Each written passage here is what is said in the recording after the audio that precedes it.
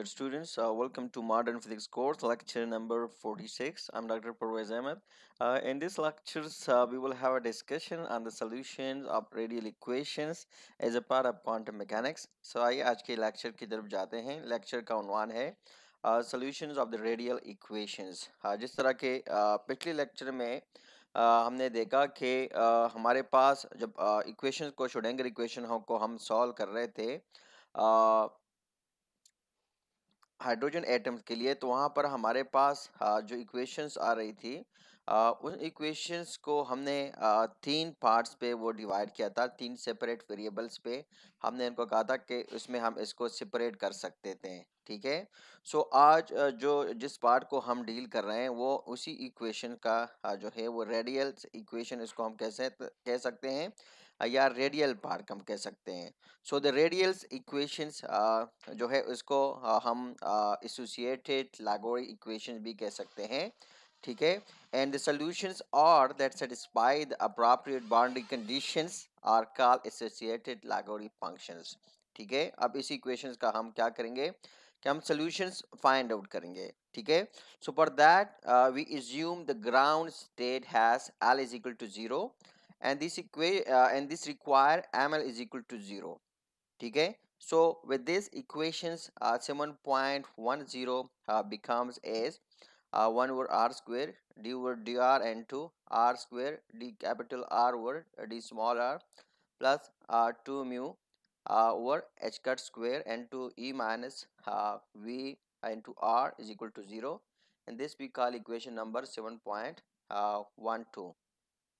So the derivative of r square over r square and to dr over dr yields two terms.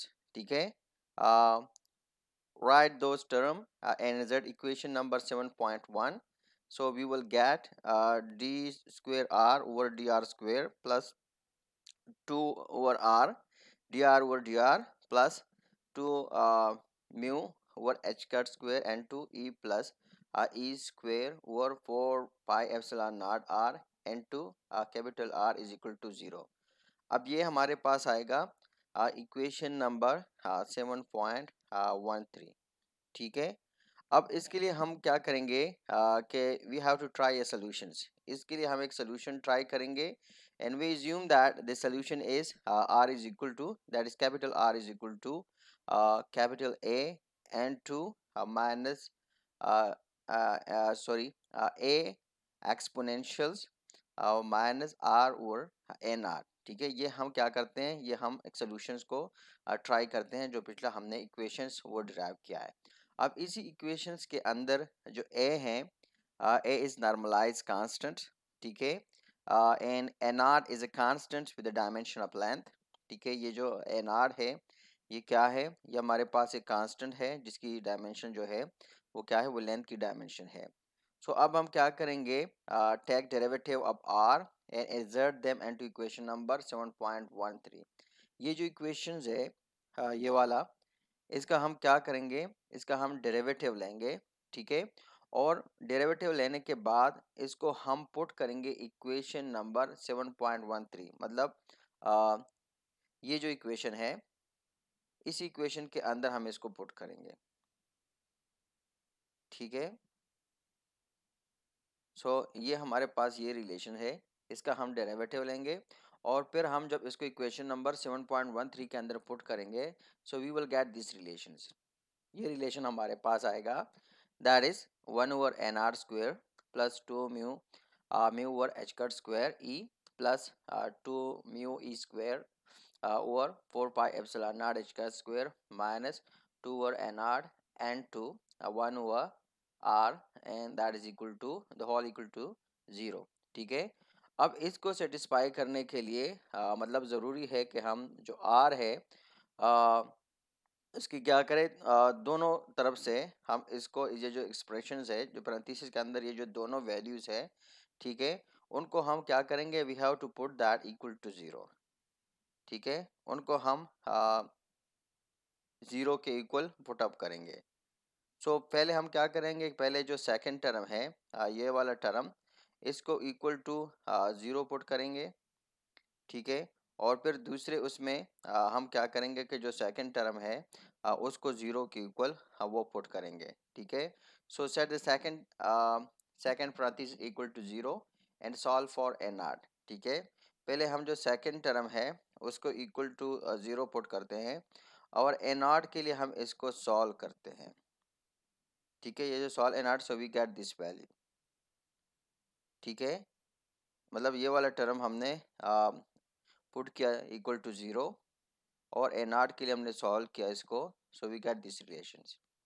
अब हम जो first term है इसको put करते हैं equal to 0 and solve for E, ठीक है। इसको हम 0 के बराबर पुट करते हैं और ई के लिए सॉल्व करते हैं, so you will get E is equal to minus H cut square over 2 mu N R square that is equal to minus E naught, ठीक है। So now you can see that, अब आप देखें ये वाला जो टर्म है और ये वाला जो टर्म है both equal to Bohr results. अब ये भी हमारे पास बोहर रिजल्ट्स है और ये भी बोहर रिजल्ट है, this is for energy and this is for the radius, ठीक है। मतलब दोनों हमारे पास क्या है, दोनों हमारे पास बोहर रिजल्ट्स है, ठीक है। सो यहाँ पर एक कंसेप्ट निकलता है क्वांटम नंबर का। So the appropriate bonding conditions to equation number 7.10 and equation 7.11 lead to the following restrictions on the quantum number L and ML, ठीक है। जो हमारे पास क्वांटम नंबर्स है एल है और एम एल है, जिसको बाद में आने वाले लेक्चर में डिटेल के साथ हम इसको डिस्कस करेंगे। इसी पे ये जो मतलब अगर हम boundary condition appropriate boundary condition apply करेंगे इन इक्वेशंस पे, मतलब 7.10 पे और 7.11 पे, तो जो बाउंड्री जो क्वांटम नंबर है उन पे कुछ रिस्ट्रिक्शंस पड़ते हैं और वो रिस्ट्रिक्शन इनके वैल्यूज़ पे, इनके पॉसिबल वैल्यूज़ पे हैं। वो रिस्ट्रिक्शन कुछ यूँ है कि for L we should have, जो एल क्वांटम नंबर है, ठीक है, that should have value equal to 0 1 2 3 up to so on, ठीक है। Similarly M L that should have value equal to minus L, ठीक है, माइनस एल प्लस वन, ठीक है, up to -2 -1 0 1 2 L L -1 L and so on, ठीक है। Similarly we can have absolute m such that it's equal to r smaller than l and l is smaller than 0, ठीक है। And according to that that predicted energy level is, अब इसके मुताबिक जो predicted energy level होगा that we should denote by E N and that should be equal to minus E naught over N square, ठीक है। ये हमारे पास प्रोडक्टेड एनर्जी वैल्यू होगा। So hydrogen atom radial wave functions, मतलब तो hydrogen atom की जो रेडियल वेव फंक्शन होगी उसकी जो first few radial wave function है that we denoted by R with subscript N L, ठीक है, that basically specify the value of N and L, ठीक है। ये जो एन एल है सबस्क्रिप्ट में, ये बेसिकली एन जो क्वांटम नंबर है और जो एल क्वांटम नंबर है इनकी वैल्यू को स्पेसिफाई करता है। तो यहाँ पर इस टेबल के अंदर देखें, टेबल नंबर 7.1 में hydrogen atom radial wave function जो है उसकी जो पॉसिबल वैल्यूज बनती है for different values of N and L, वो यहाँ पर दिए गए हैं, ठीक है।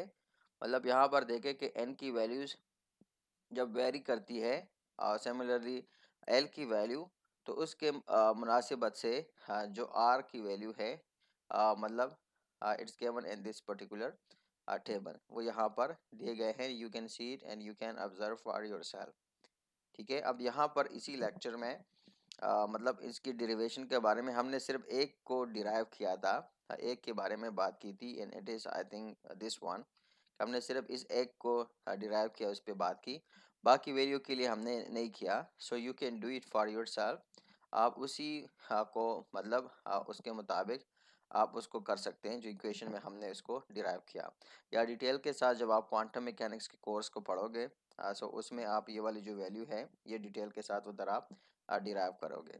सो यहाँ पर ये देखें ये वैल्यूज़ है, तो इसी वैल्यूज़ के मुताबिक यहाँ पर देखें कि जो रेडियल्स वेव फंक्शंस है वो इसी के मुताबिकत से वो चेंज हो रहा है. So that's all we have for this lecture. Thanks for watching. See you next lectures very soon. Till then, bye bye.